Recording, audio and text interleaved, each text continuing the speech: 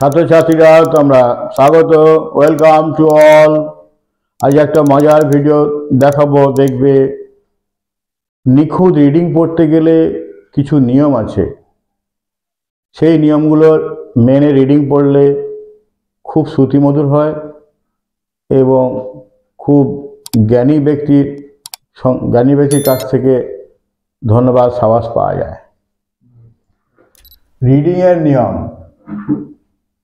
1 number, article a এর উচ্চারণ আ হয়, আ ব্যাট, আ র্যাট।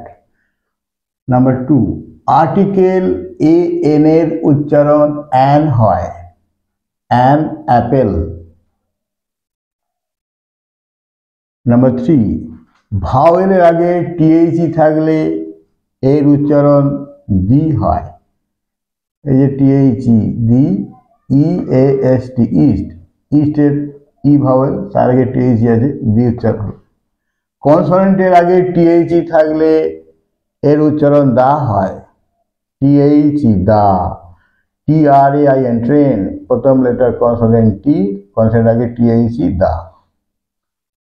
ওয়ার্ডের শেষে আর থাকলে এর উচ্চারণ হয় না, WATER, আর লাস্টে আছে, এর উচ্চারণ হয় না, ওই জন্য উচ্চারণটা হলো ওয়াটার, NEVER, নেভা। নাম্বার 6, কনসোনেন্টের আগে আর থাকলে এর উচ্চারণ হয় না, VERB, বি কনসোনেন্ট, এর আগে আর আছে, উচ্চারণ হয় না, ভাও।